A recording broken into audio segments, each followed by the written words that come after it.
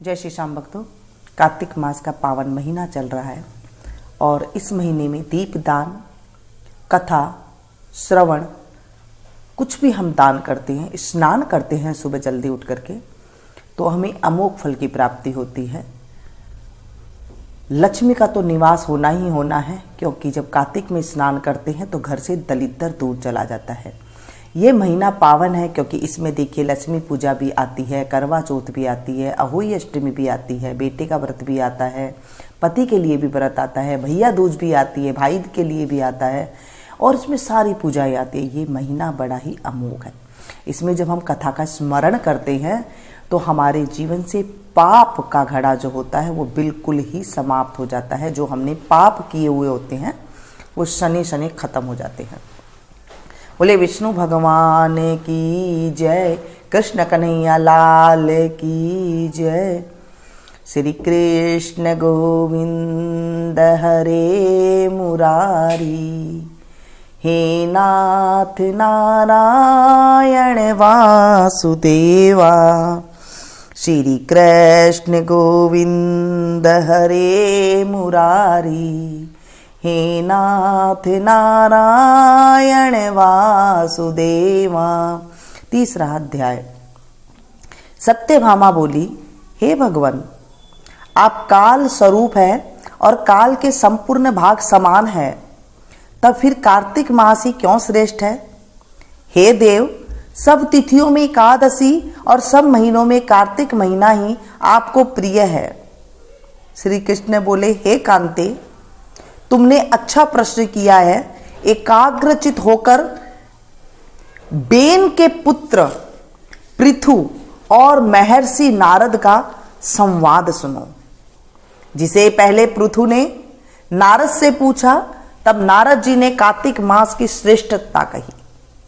नारद जी बोले, पहले सागर का पुत्र शंख नामक राक्षस त्रिलोकी के मथने में समर्थ हुआ। उसने संपूर्ण देवताओं को जीत स्वर्ग से निकाल इंद्रादि संपूर्ण लोकपालों के अधिकार अपने हाथ में कर लिए। सब देवता उसके भय के मारे अपने अपने स्त्री पुत्र आदि लेकर बहुत वर्ष पर्यंत सुमेरु पर्वत की गुफाओं में वास करते रहे।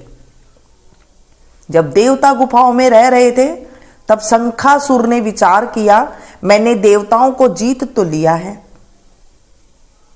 तो भी वे बलवान मालूम होते हैं। हाँ, अब जान पड़ा कि वे सब वेद मंत्रों से युक्त है। इससे उनके वेद मंत्रों का हरण करने से वे सब बलहीन हो जाएंगे।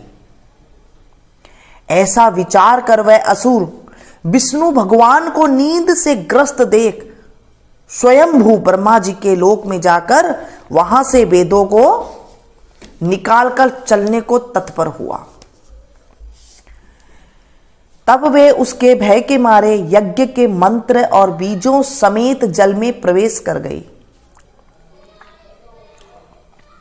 तब तो शंखासुर भी उन्हें ढूंढता हुआ समुद्र के भीतर विचरने लगा, परंतु वे वेद एक स्थान पर कहीं भी प्राप्त नहीं हुआ। पीछे से ब्रह्मा जी सब देवताओं को संग ले और पूजा की सब सामग्री इकट्ठी कर बैकुंठ में विष्णु भगवान की शरण में गई। वहां उनके जगाने के निमित्त सब देवता गाने बजाने लगे और गंध धूप बार बार देने लगे।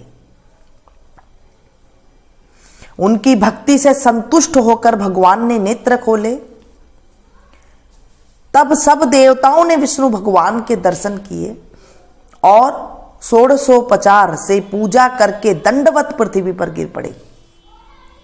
तब तो माधव भगवान उनसे कहने लगे, हे देवगण, मैं तुम्हारे भजन कीर्तन आदि कार्यों से प्रसन्न हुआ।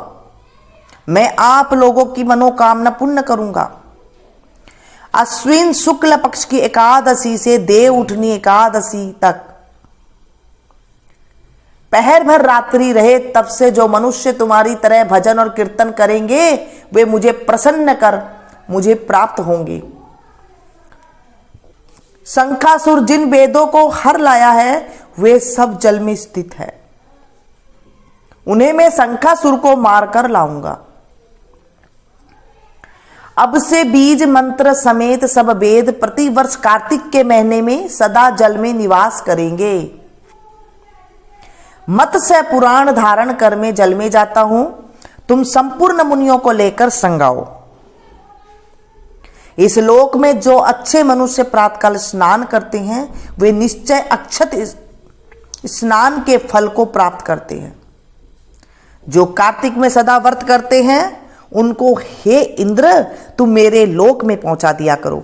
हे यम तुम सदा उनकी विघ्नों से रक्षा करते रहो। और हे वरुण तुम उनको पुत्र पौत्र आदि देते रहो। हे कुबेर तुम उनकी धन वृद्धि करो, जिससे यह मेरा रूप धारण कर साक्षात जीवन मुक्त हो जाए। और हे अन्य देवताओं जो जन्म से मरण तक उन बातों को धारण करते हैं वे तुम्हारे द्वारा भी पूज्य हैं। जैसे तुमने मुझे एकादशी को जगाया है इसलिए यह तिथि सदा मनाने योग्य है। बोले विष्णु भगवान की जय। भगवान के कुछ नियम होते हैं। भगवान चाहते हैं तो राक्षस को 1 मिनट में मार सकते हैं, लेकिन उनके कुछ नियम होते हैं। जैसे कोई आदमी पाप करता है तो उसे धीरे धीरे पाप का घड़ा भरने के बाद ही उसे दंड दिया जाता है। ऐसे ही भगवान के कुछ नियम होते हैं, वो अपने नियम के अनुसार ही उन राक्षसों को, शत्रुओं को मारते थे। बोले विष्णु भगवान की जय। आज हमने 3रा अध्याय का श्रवण किया और अब हम कार्तिक मास की कहानी सुनेंगे, क्योंकि कार्तिक मास में कहानी और भजन सुनने से, करने से हमारे जीवन में सुख की प्राप्ति होती है। भजन और कहानी आप बिल्कुल भी ना छोड़ें। एक बूढ़े के 7 बहुएं थी। वह अपनी बहुओं से कहने लगा, मेरा तो कार्तिक नहाने का मन है, क्या तुम निभा दोगी? 6 बहुओं ने तो मना कर दिया। तब बड़ी बहू ने कहा, पिताजी मैं निभा दूंगी, आप यहां आकर कार्तिक स्नान नहा लेना। बूढ़ा हर रोज सुबह उठकर नदी पर जाकर स्नान करता और धोती उसके आंगन में सुखा देता। जैसे जैसे धोती में से पानी गिरता वैसे वैसे आंगन में हीरे मोती गिरते। यह देखकर 6 बहुएं कहने लगी, पिताजी आप हमारे यहां नहा लेना। तब बूढ़ा कहने लगा, ठीक है, मुझे तो नहाना ही है, सो मैं तुम्हारे यहां नहा लूंगा। अगली सुबह बूढ़े ने नहा धोकर धोती उनके आंगन में सुखाई तो वहां हीरे मोती नहीं गिरे। तो सारी बहुएं कहने लगी, उनके यहां तो हीरे मोती गिरते हैं और हमारे यहां कीचड़ है। हमारे यहां तो तुम पाप से नहाते हो, आप उनके यहां ही नहा लेना। अब बूढ़ा फिर से वहीं बहू के यहां नहाने लग गया। रोज सुबह धोती सुखाता तो हीरे मोती गिरते। इस प्रकार कार्तिक का महीना समाप्त होने को हुआ तो उसे चिंता होने लगी। बड़ी बहू ने पूछा, पिताजी आप किस बात की चिंता है? तब बूढ़े ने कहा, बहू मेरा कार्तिक महीना समाप्त होने को आया है और मेरा मन करता है कि मैं एक दिन से परिवार वालों को खाने पर बुलाऊं। तब बहू बोली, इसमें चिंता की क्या बात है, आप सब परिवार वालों को खाने का न्योता दे आओ। जब बूढ़ा न्योता देने गया तो 6 बहुओं ने कहा,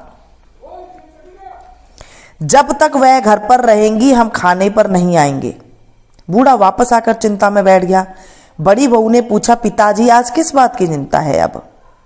तब बूढ़े ने कहा, बहू उनका कहना है कि जब तक तुम यहां रहोगी वह खाने पर नहीं आएंगे। तब बड़ी बहू बोली, इसमें चिंता की क्या बात है, मैं 4 रोटी लेकर खेत पे चली जाऊंगी, आप न्योता दे आओ। वे सारी बहुएं आई, उन्होंने कुछ तो खाना खाया और बचे हुए खाने में मिट्टी कंकड़ डाल गई। उन्होंने सोचा अब आकर परेशान होगी। यहां बड़ी बहू खेत में से यह कह रही थी, राम जी की चिड़िया राम जी का खेत, चुगलो चिड़िया भर भर पेट। राम जी की चिड़िया राम जी का खेत, चुगलो चिड़िया भर भर पेट। मेरे ससुर ने घर में जगह दी है और मैंने खेत में। इस प्रकार वह चिड़िया को बाजरा डालकर घर आ गई। तब बूढ़ा उदास बैठा गया था। वह बोली, पिताजी क्या हुआ, आप उदास क्यों हो? तब वह कहने लगा, बहू तुम्हारी दौरानी जेठानी आई थी और उन्होंने खूब खाया पिया, बचे हुए खाने वे मिट्टी में कंकड़ डाल गई, तुम्हारे लिए कुछ भी नहीं बचा। तब वह बोली, कोई बात नहीं पिताजी, मेरा क्या है, मैं तो 4 रोटी फिर बनाकर खा लूंगी, बाकी सब तो ठीक ठाक निपट गया। बूढ़ा बोली, हाँ बाकी सब तो बहुत अच्छे से निपट गया, कुछ कम नहीं पड़ा। बहू अंदर गई तो जाकर देखती है कि जिस खाने में वह मिट्टी कंकड़ डाल गई थी उसमें हीरे मोती बिखरे पड़े हैं और घर महल हो गया, सारा घर धन दौलत से भर गया, अन्न के भंडार भर गए। तब उसने ससुर से कहा, पिताजी आप तो कह रहे थे कि मेरे लिए कुछ नहीं है, मेरा घर तो हीरो मोतियों से भर गया है, जहां देखूं वहां धन दौलत की वर्षा हो रही है, अन्न के भंडार भरे हुए हैं, घर महल बन गया है। बूढ़े ने कहा, बेटी तुमने कार्तिक सत्य से निभाया था, उन्होंने पाप से, कार्तिक देवता तुम पर प्रसन्न हुए, सो उनकी कृपा से तुम्हारे घर भर गया। जैसे कार्तिक देवता उस पर बरसे वैसे सबसे बढ़ना, सब पे बरसना, मुझ पे भी बरसना, मेरे परिवार पर बरसना। इस कहानी को जो कहे सुने हुंकारा भरे उस पर भी बरसना। कार्तिक के महीने में हम अगर व्रत नहीं कर सकते हैं तो किसी को पाप भी ना करें, किसी के साथ आप बुरा ना करें। पता नहीं कौन व्रत कर रहा है, कौन पूजा पाठ कर रहा है। आप अगर श्रवण कर लेते हैं, मात्र कथा के भजन कर लेते हैं, कथा कर लेते हैं, तो भी आपको अमोघ फल की प्राप्ति होती है। ऐसे हमारे शास्त्रों में कहा गया है कि जब हम कार्तिक के महीने में कुछ भी दान पुण्य करते हैं, अन्न का दान जरूर करें। कार्तिक के महीने में दाल नहीं खाई जाती है, दाल का सेवन नहीं होता है। इस महीने में आप दाल ना खाएं जो व्रत कर रहे हैं। रविवार के दिन मैंने बताया था कि नमक नहीं खाते हैं, और एकादशी के दिन भी नमक नहीं खाते हैं अगर नहीं रहा जाता है, क्योंकि आजकल जो है ऐसा ही समय चल रहा है, बीमारियां शरीर में हैं, तो आप फिर सागार सेंधा नमक खा सकते हैं। नहीं कर सकते कुछ भी व्रत तो कथा और भजन अवश्य करें। सुबह सुबह जब आप सबसे पहले उठती हैं तो पहला भजन ये होना चाहिए राम जी की झाड़ू का, क्योंकि राम जी की झाड़ू का भजन सबसे पहले गाया जाता है।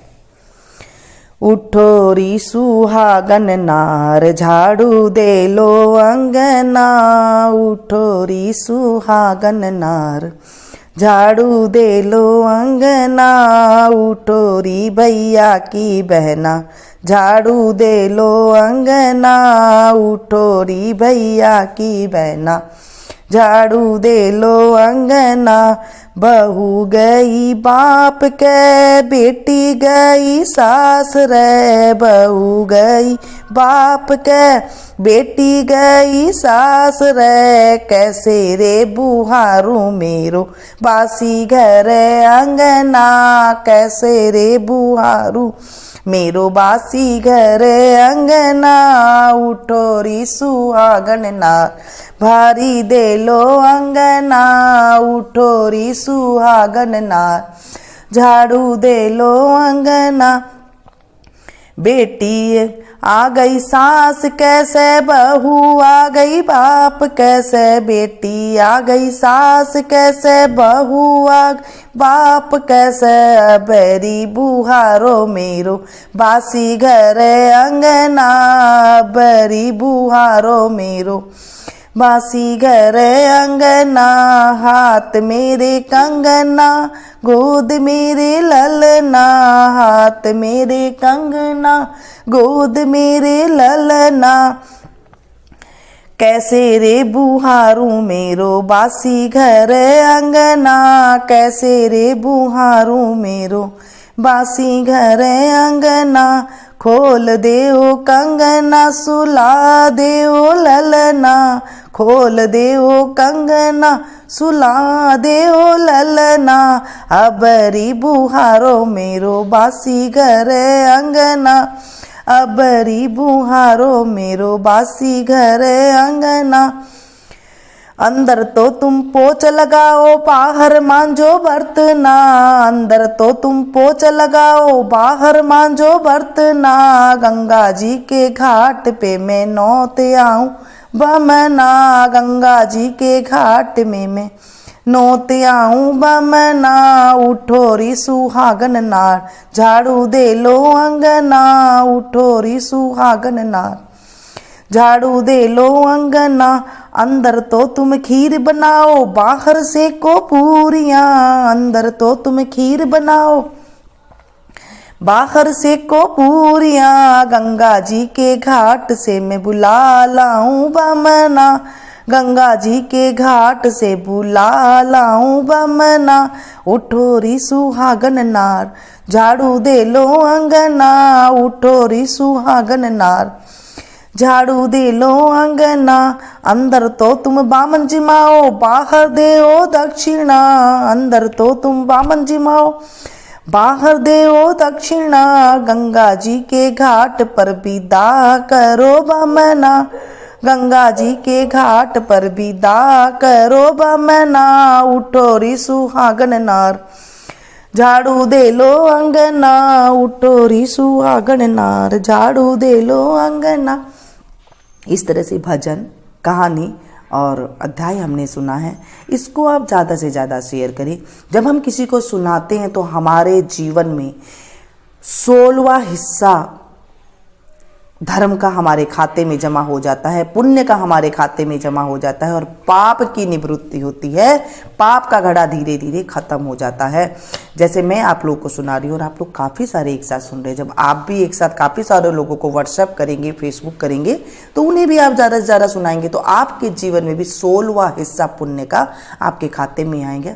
कार्तिक के महीने में स्नान करने से धन दौलत की कमी नहीं होती है, पुत्र पुत्रादि की कमी नहीं होती है। तो मिलती हूँ फिर से एक नई जानकारी के साथ, नए अध्याय के साथ।